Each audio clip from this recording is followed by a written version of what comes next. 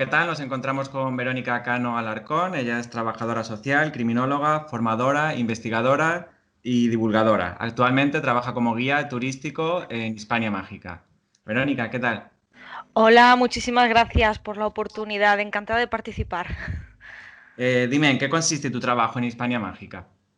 Bueno, como bien sabrás, nos dedicamos un poquito a rescatar lo que son los misterios, leyendas, la tradición oral de Elche desde tiempos pasados y pretéritos, un poco para que no se pierda, para que un poco podamos recordar siempre esas palabras de nuestros abuelos, esas historias que nos contaban y que en cierto modo con el paso del tiempo se han ido disipando. Entonces es un poco como dar continuidad a todo eso desde el punto de vista de los misterios, las leyendas y demás. ¿A qué tipo de público irían destinadas estas rutas? Porque son rutas Pues turísticas. sí, sí, son exactamente son paseos, sí, los llamamos paseos misteriosos y en realidad lo que es la ruta de Elche mágico y misterioso está dirigida a todos los públicos sin límite de edad porque podemos adaptar la ruta perfectamente al público que viene cada noche de sábado. Podemos perfectamente utilizar un lenguaje según el público, contar una historia u otra según el público, siempre es cuestión de ir adaptándose y de no repetir nunca lo mismo. ¿Qué historias o anécdotas podrías contarme, perdón, de la dictadura franquista y que tuviesen lugar en Elche? Pues a ver, lo cierto es que Elche es una ciudad que es verdad que no fue bombardeada por la guerra civil, afortunadamente, siempre lo digo, pero sí que tuvo un papel fundamental teniendo en cuenta que está muy cerquita de Alicante, como receptora de lo que serían emigrantes forzosos que posteriormente serían encarcelados en la cárcel de Altamira o Palacio de Altamira, que funcionó durante mucho tiempo como campo prisión, además, con muchísimas personas que, bueno, pues vivieron allí penurias, básicamente, porque fue una etapa, desde luego, nada recomendable. Es decir, el Palacio de Altamira se utilizó un poco como cárcel, se utilizó de cárcel. Así es, aunque ya había tenido un pasado como cárcel en otras etapas de la historia, quizá la más relevante sea esa, a partir del 39, cuando se transforma en campo prisión propiamente dicho. Vale.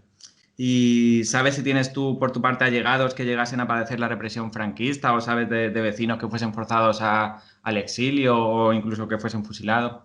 Sí, sí, de hecho en mi familia, bueno, pues tenemos un miembro muy importante, en realidad es el tío abuelo de mi madre, pero siempre lo hemos conocido como su abuelo y también como el mío, básicamente por la relevancia que ha tenido siempre su persona dentro de la familia y dentro de las gentes de la época, porque es una persona que a día de hoy yo creo que todavía se la recuerda, al menos los que son más mayores y demás, que es Simeón Bernat Guillén, que además aparece perfectamente reflejado en la cátedra Pere Ibarra. Es una de las personas que, bueno, pues sufrió de la represión franquista al permanecer encarcelado más de un año justamente en este campo prisión en el que estamos hablando. Es una historia muy, muy curiosa. Él nunca quiso hablar de todo esto, porque supongo que le traía malos recuerdos, pero es verdad que lo vivió por cuestiones de ideología política. ¿Y conoces de más historias de este tipo? Ya no de personas allegadas, sino alguna anécdota. Sí, evidentemente, ya no solo como parte de mi entorno, sino que existen anécdotas, como por ejemplo, si echamos la vista atrás, podríamos recordar perfectamente a Julio María López Orozco, que era masón y médico de los pobres, además, que fue encarcelado, ya no solo en Elche, sino en otros muchos lugares de España, y ya cuando, digamos, abandonó la prisión y todo terminó y las aguas se calmaron, ya abandonó la política, ya prefirió dedicarse única y exclusivamente a la medicina y es como hoy se le recuerda, pero curiosamente fue encarcelado por el tema de ideología y por ser masón. Sabemos que la Plaza del Raval llegó a hundirse en 1955. ¿Qué podrías contarme, sabes, de este suceso, de este fatídico suceso?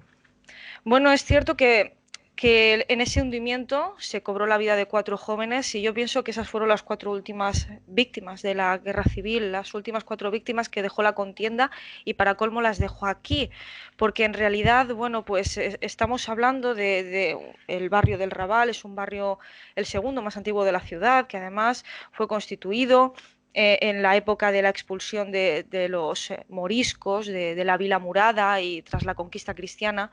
Es un barrio cuyo subsuelo siempre ha sido una bomba de relojería y que siempre ha tenido, bueno, pues diversos túneles y demás, que en época de guerra civil se habilitaron por si acaso como refugios antiaéreos, por si acaso, que no fueron utilizados, pero tampoco terminaron de acondicionarse como hubiese sido necesario, lo que implica que en el 55 se produjera el hundimiento del que estás haciendo referencia. Imagino que este suceso, claro, sería bastante sonado en la ciudad. Así es, además las gentes del barrio todavía lo recuerdan. Hay una plaquita colocada entre los arcos del Raval en memoria de los que fallecieron en ese hundimiento, porque aquello fue una especie de terremoto, ¿no? O al menos así lo recordaban los más mayores.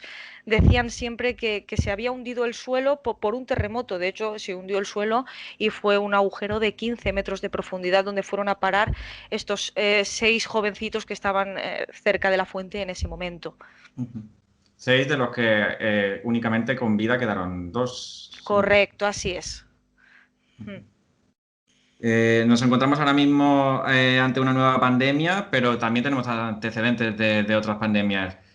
¿Podrías contarme algo, por ejemplo, de la fiebre amarilla de 1811, un poquito por encima?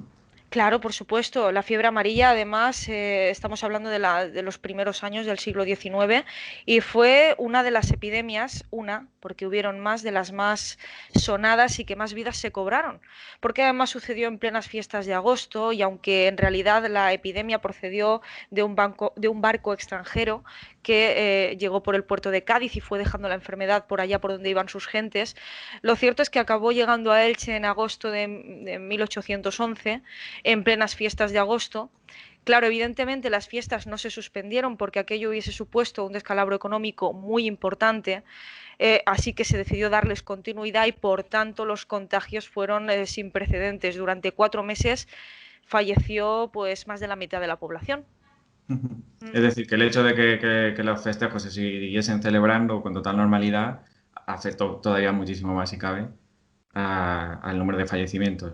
Claro, correcto. Imagina que en los festejos la gente se relaciona. Es un ambiente festivo, distendido, y era normal que eso se produjera así. Lo que pasa es que es justo lo que te comentaba. En ese momento, Elche vivía de lo que ganaba en sus fiestas de agosto. Por tanto, haber suspendido las fiestas hubiese supuesto una crisis económica. Es decir, pues todas las gentes hubiesen vivido, pero no hubiesen tenido para comer, por decirlo de alguna manera. Mm. Y en cuanto a la gripe española de 1918, en Elche, ¿cómo afectó? En Elche fue muy poquito, afectó muy poquito. Es decir, que la gripe española es verdad que tuvo ahí una importante incidencia, tanto a nivel mundial como nacional, pero en Elche, afortunadamente, ya fuimos más sabios teniendo en cuenta las experiencias previas, incluso con el cólera o la peste bubónica, que había sido mucho más anterior. Y es cierto que afortunadamente Elche se libró bastante, no fue tan exagerado como había sido la fiebre amarilla, que de hecho fue la que dio lugar a la creación del cementerio viejo. Es decir, todavía tuvo más incidencia la anterior, la de 1811, la fiebre amarilla, que la gripe española, la mal llamada gripe española. Correcto, y además probablemente se llevó a proporcionalmente más población porque evidentemente Elche en aquel momento estaba menos poblado, entonces la incidencia parece muchísimo mayor. Si tuvieses que recomendarnos un libro para conocer más historias a nivel local, ¿qué libro sería? Pues en realidad os recomendaría Elche, la historia contada por Pere Ibarra, porque además es un libro que personalmente me atrae muchísimo, es un libro fundamental en la biblioteca de todo ilicitano.